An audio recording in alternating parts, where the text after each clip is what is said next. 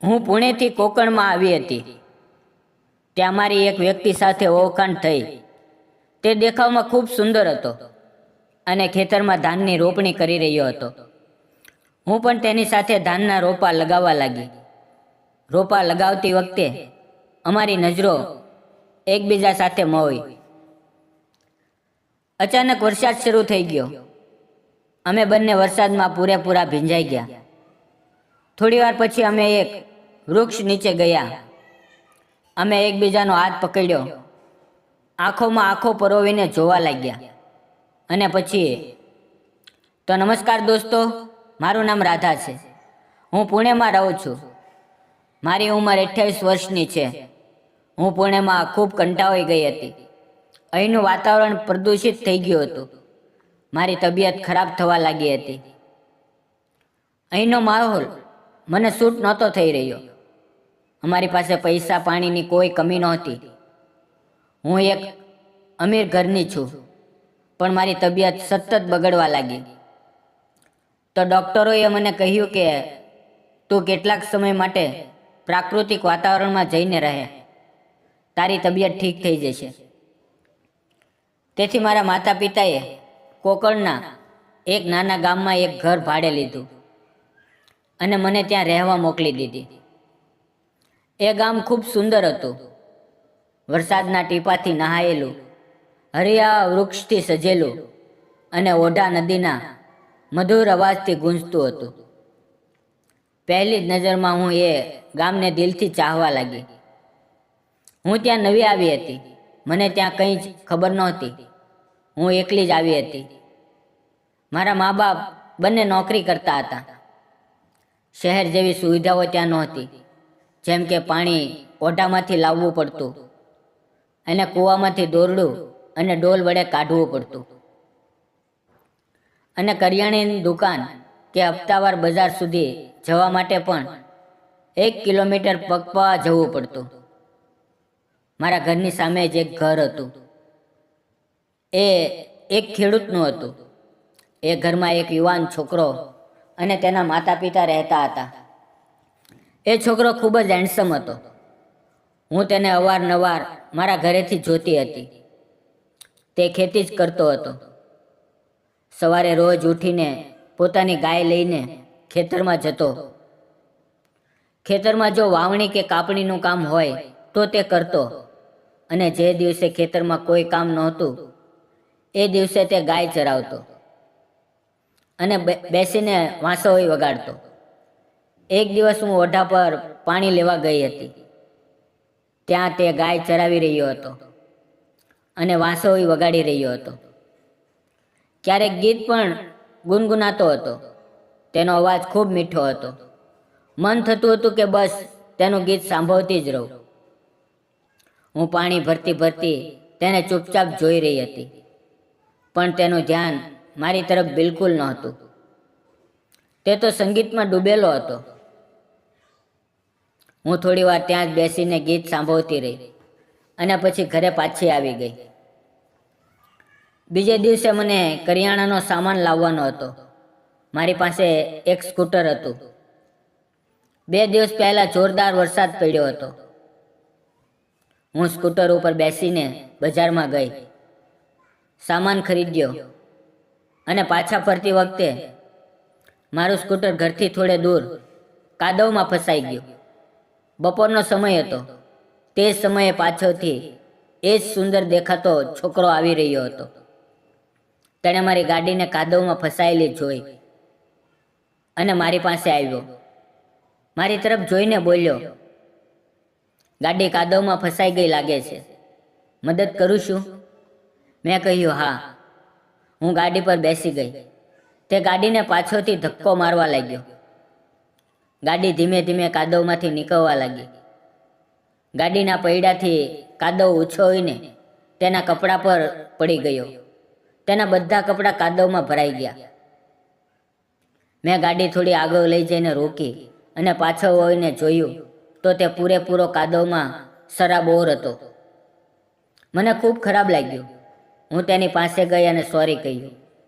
તો તેણે મુસ્કુરાતા બોલ્યો, કોઈ વાત નહીં મેડમ, ગામ છે તો કાદવ તો હશે જ, મેં કહ્યું, મને મેડમ ન કહો, મારું નામ રાધા છે. રાધા બોલાવો. મેં પૂછ્યું, તમારું નામ શું છે? તેણે કહ્યું, વિનીત. મેં પૂછ્યું, તમે શું કરો છો? તે બોલ્યો, મેં 12 સુધી અભ્યાસ કર્યો છે. મને એકવાર નોકરી મળી હતી, પણ મને નોકરી કરવી નહોતી. મને ગામનું જીવન ખૂબ પસંદ છે, તેથી મેં ખેતી કરવાનું પસંદ કર્યું. અમારી પાસે ધાનની ખેતી છે, કેટલાક કાજુના વૃક્ષ છે, આમના બગીચા છે.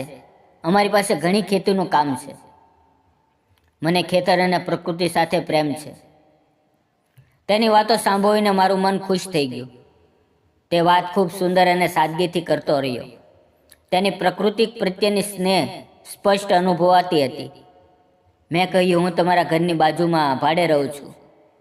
વાતો કરતાં કરતાં હું સ્કૂટર પર બેસી અને તેને કાલે મળીએ કહીને નીકળી ગઈ. શીશામાં જોયું તો તે હજુ પણ મને જ જોઈ રહ્યો હતો. તેના ચહેરા પર એક અલગ જ ચમક હતી. હવે અમારી સારી ઓળખાણ થઈ ગઈ હતી. જે ઘરમાં હું રહેતી હતી એ 2 માળનું કોલોરા ટાઇલ્સ છત વાળું ઘર હતું. મારી છત પરથી તેનું ઘર, તેનું આંગણું પૂરેપૂરું દેખાતું હતું. બીજે દિવસે સવારે હું ઉઠી અને ગેલેરીમાંથી તેની તરફ જોયું તો તે આંગણામાં કંઈક કામ કરી રહ્યો હતો. થોડી વાર પછી તે ગાયોને લઈને નીકળવાનો જ હતો. હું પણ ખાલી જ હતી, તેથી વિચાર્યું કે આજે તેની સાથે જ ખેતરમાં જવું છે. તે ઘરની બહાર નીકળવા લાગ્યો તો હું પણ તરત ઘરની બહાર આવી અને તેની પાસે જઈને બોલી, શું હું તમારી સાથે ખેતરમાં આવી શકું? તેણે મારી તરફ જોયું, થોડો ચોંકી ગયો અને બોલ્યો, તમે ખેતરમાં આવીને શું કરશો? મેં કહ્યું, મારે ખેતી જ જોવી છે. કેવી રીતે કરે છે, કેવી રીતે ઉગાડે છે, આ શીખવું છે. તે બોલ્યો, ઠીક છે. અમે બંને વાતો કરતાં કરતાં પગપાળા જ તેના ખેતર તરફ નીકળી પડ્યા. રસ્તામાં અમે બંને વાતો કરતા રહ્યા. હું તેને ચોરી ચોરી નિહાળતી હતી અને તે મનમાં કંઈક ગુનગુનાતો હતો. ધીમે ધીમે અમે ખેતરમાં પહોંચી ગયા. તેનું ખેતર પહાડોને કિનારે હતું. હમણાં જ વરસાદ પડ્યો હતો, તેથી ધાનની રોપણી શરૂ હતી. એક જગ્યાએ તેણે પહેલાં કેટલાક રોપા લગાવેલા હતા અને હવે તે એ જ રોપા મોટા ખેતરમાં રોપી રહ્યો હતો. હું મેળ પર બેસીને તેનું કામ જોઈ રહી હતી. તે કાદવ અને પાણીમાં ધાનના રોપા રોપી રહ્યો હતો. મને પણ ઉત્સાહ આવ્યો અને મેં કહ્યું, હું પણ લગાવું છું? તેણે કંઈ બોલ્યો નહીં. હું તેની પાસે ગઈ અને તેના હાથમાંથી ધાનના રોપાની એક ગડી લઈ લીધી. હું પણ તેની જેમ લગાવવા લાગી. તે મને જોઈને મુસ્કુરાવા લાગ્યો. મને ખૂબ ખુશી મળી રહી હતી. તેની સાથે ધાનની રોપણી કરતાં પાણીમાં કાદવ હોવાને કારણે હું ઝડપથી નહોતી લગાવી શકતી, પણ તે ખૂબ સહજતાથી લગાવી રહ્યો હતો. તેનું શરીર મજબૂત હતું, તેમાં તાકાત હતી. ધાનના રોપા લગાવતા લગાવતા મારા ચહેરા પર થોડો કાદવ લાગી ગયો. એ વાત તેના ધ્યાનમાં આવી. તે મારી પાસે આવ્યો અને મારા ચહેરા પર હાથ વધાર્યો. મને સમજ ના પડી કે તે શું કરી રહ્યો છે. તેણે મારા ગાલ પર લાગેલો કાદવ લૂછી રહ્યો હતો અને મારી તરફ જોઈને મુસ્કુરાઈ રહ્યો હતો. અમારી નજરો એકબીજા સાથે મળી. કેટલીક ક્ષણો અમે એકબીજાની આંખોમાં જોતા રહ્યા. ત્યાં અચાનક કાળા વાદળો છવાઈ ગયા અને તે જ વરસાદ શરૂ થઈ ગયો. તેની પાસે બોરીથી બનેલી એક ઝોલી હતી. વરસાદ તેજ થવા લાગ્યો તો તેણે એ ઝોલી પોતાના માથા પરથી હટાવી અને મારા ઉપર ઉડાડી દીધી. હવે તે પોતે ભીંજાઈ રહ્યો હતો અને હું સૂકી હતી. મેં તેને કહ્યું, ચાલો કોઈ વૃક્ષ નીચે જઈએ. તે બોલ્યો, વૃક્ષ નીચે ન જાઓ, વીજળી કડકી રહી છે, વીજળી પડવાનો ડર હોય છે. તે વરસાદમાં જ ભીંજાતો રહ્યો. મને ખૂબ ખરાબ લાગ્યું. પછી મેં પોતાના ઉપરથી એ બોરો હટાવી દીધો અને હું પણ ભીંજાવા લાગી. તે બોલ્યો, રાધા તું ના ભીંજા, બીમાર પડી જઈશ. હું ભીંજાઉં તો મને કંઈ નહીં થાય, મને આદત છે. મેં કહ્યું, મારે પણ આ માહોલની આદત પાડવાની છે. અમે બંને વરસાદમાં ભીંજાતા રહ્યા. થોડી વાર પછી હવામાન સાફ થઈ ગયું અને ધૂપ નીકળી ગઈ. અમે ત્યાં જ હતા અને અમારા કપડાં સુકાવા લાગ્યા. હવે બપોર થઈ ચૂકી હતી. તે પોતાનું ખાણું સાથે લાવ્યો હતો, પણ મને ખબર નહોતી કે ખેતરમાં જતી વખતે ખાણું સાથે લઈ જવું પડે છે. અમે બંને એક જ આંબાના વૃક્ષ નીચે બેસી ગયા. વૃક્ષ મોટું હતું, સારી છાયા હતી, ઠંડી હવા ફૂંકાતી હતી. ત્યાં બેસીને ખૂબ સારું લાગી રહ્યું હતું. તેણે ડબ્બામાંથી ખાવાનું કાઢ્યું. જે બોરો ઓઢેલું હતું તે નીચે બિછાવ્યું અને તેના પર ડબ્બો મૂક્યો. તે બોલ્યો, આવો બેસો, જમી લઈએ. અમે બંને આસપાસ બેસીને ખાવાનું ખાવા લાગ્યા. તેની સાથે ખાવાનું ખાતા ખૂબ સારું લાગી રહ્યું હતું. અમે બંને વચ્ચે એકબીજાને જોતા હતા. ખાણું પૂરું થયા પછી તે એક પથ્થર પર જઈને બેઠો, પોતાની પોટલીમાંથી વાંસળી કાઢી અને વગાડવા લાગ્યો. તેની વાંસળીની ધૂન સાંભળીને મારું મન શાંત અને ખુશ થઈ ગયું. મેં પૂછ્યું, ક્યાંથી શીખી વાંસળી વગાડવી? તે બોલ્યો, ક્યાંય નહીં, બસ મનથી જ શીખી લીધી. મેં તેના ખૂબ વખાણ કર્યા. થોડી વાર બેસ્યા પછી મેં કહ્યું, મને તમારા આમના, ફસણ, કઠહલ અને કાજુના બગીચા બતાવો. તે તરત તૈયાર થઈ ગયો. તેણે મને એક એક કરીને આમ, કાજુ, ફણસના બગીચા બતાવ્યા. તેની સાથે સમય વિતાવતા ખૂબ સારું લાગી રહ્યું હતું. આખરે તે નાળિયેરના વૃક્ષ પરથી ઝડપથી ચડ્યો. 2 નાળિયેર ઉતાર્યા, નીચે આવીને કોયતાથી ફોડ્યા અને એક નાળિયેર મને આપી દીધું. આપતા બોલ્યો, લ્યો, આમાં ખૂબ મીઠું પાણી છે. પાણી એટલું મીઠું હતું કે મારું પેટ પણ ભરાઈ ગયું અને મન તૃપ્ત થઈ ગયું. થોડી જ વારમાં તેણે પોતાના માટે પણ એક નારિયેળ કાઢ્યું, ફોડ્યું. પછી તેણે તેનું તાજું નાળિયેરનું નરમ ખોબરું મને ખાવા આપ્યું. એટલો સ્વાદ મને આજ સુધી ક્યાંય અનુભવાયો નહોતો. મેં તેને કહ્યું, મને નાળિયેરના વૃક્ષ પર ચડતા શીખવો. તે બોલ્યો, ચાલ શીખવું. તેણે મને નીચેથી સહારો આપ્યો અને હું વૃક્ષ પર ચડવા લાગી. લગભગ 7-8 ફૂટ ઉપર ચડી ગઈ, પણ હવે આગળ નહોતું થઈ રહ્યું. લાંબા સમય સુધી પકડીને ચડવાથી મારા હાથ પગ કાપવા લાગ્યા હતા. હવે મને સમજ નહોતી પડતી કે શું કરું. અચાનક મારા હાથ લપસી ગયા. તેના ધ્યાનમાં આવ્યું અને તેણે મને પોતાના હાથોમાં પકડી લીધી. મને લાગ્યું હવે તો હું ગઈ, પણ તેણે મને ખૂબ સંભાળીને પકડી લીધી અને હું બચી ગઈ. કેટલાક સમય પછી આંખો ખોલી તો હું તેના હાથોમાં જ હતી. મેં તેની આંખોમાં જોયું. અમારી નજરો મળી. હું શરમથી નીચે જોવા લાગી. તેણે મને નીચે ઊભી કરી. થોડી વારમાં કંઈ બોલી જ ન શકી. પછી મેં તેને થેન્ક યુ કહ્યું. ધીમે ધીમે સૂર્ય ઢળવા લાગ્યો. તેની સાથે વિતાવેલો સમય ખૂબ સુહાનો હતો.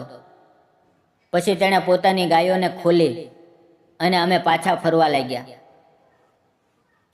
તેની સાથે ચાલતા ખૂબ સારું લાગી રહ્યું હતું. ઘરે પહોંચ્યા પછી હું તેના વિશે જ વિચારવા લાગી. તે ખૂબ સાચો હતો. કેટલાક દિવસો એમ જ તેની સાથે વિતાવ્યા. પછી મને તેના પ્રત્યે આકર્ષણ થવા લાગ્યું. હું અનુભવવા લાગી કે મને તેનાથી પ્રેમ થઈ ગયો છે. બીજા દિવસે મને હપ્તાવાર બજારમાંથી કેટલીક હરી શાકભાજીઓ લાવવાની હતી. તેથી હું થેલી લઈને સ્કૂટરથી બહાર જવા લાગી. તે જ સમયે વિનીત પણ હાથમાં થેલી લઈને ક્યાંક જઈ રહ્યો હતો. મેં પૂછ્યું, ક્યાં ચાલ્યા? તે બોલ્યો, બજારમાં હરી શાકભાજી લેવા જઈ રહ્યો છું. મેં કહ્યું, અરે વાહ, હું પણ એ જ લેવા જઈ રહી છું, ચાલો બંને સાથે ચાલીએ. તે મારી ગાડી પર બેઠો. તેની ગાડી ચલાવતા નહોતું આવડતું, તેથી મેં ગાડી ચલાવી. તે પાછળ બેઠો હતો. હવાથી મારા વાળ તેના ચહેરા પર ઉડતા હતા. હું બધું શીશામાં જોઈ રહી હતી, પણ તે મારી સાથે વધુ કંઈ નહોતો બોલતો, બસ કામની વાતો કરતો. હું જાણી જોઈને વચ્ચે વચ્ચે બ્રેક દબાવતી અને તે આગળ ઝૂકીને મારી સાથે અથડાતો. પછી તે સોરી કહેતો અને હું હસી પડતી. મને ખૂબ ખુશી અનુભવાતી હતી. બજારે પહોંચીને અમે અલગ અલગ શાકભાજીઓ ખરીદી. અમે ત્યાં વડાપાવ પણ ખાધા. તેની સાથે વડાપાવ ખાતા ખૂબ સારું લાગી રહ્યું હતું. વડાપાવના પૈસા તેણે જ આપ્યા. અમે પાછા ઘરે આવ્યા. તે જ સાંજે મારી મમ્મીનો ફોન આવ્યો કે તારી દાદી ખૂબ બીમાર છે, તું અહીંયા આવ. પછી હું વિનીતને મળ્યા વગર પુણે ચાલી ગઈ. મારી દાદી ખૂબ બીમાર હતી. હું એક અઠવાડિયું ત્યાં જ રહી. મને વિનીતની ખૂબ યાદ આવતી હતી. હવે તેની સાથે વિતાવેલો સમય, તેની સાથે જોયેલા આમ, ફણસ, કટહલ, કાજુના બગીચા, તેની સાથે રોપેલું ધાન, સૂર્યાસ્તનો એક ક્ષણ, બધું યાદ આવતું હતું. લાગતું હતું કે કદાચ મને વિનીતથી પ્રેમ થઈ ગયો છે.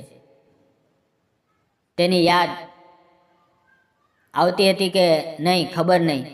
એક અઠવાડિયા પછી હું પાછી ગામ આવી. મારી મુલાકાત વિનીતની માતા સાથે થઈ. તેણે કહ્યું, અરે ક્યાં ગઈ હતી?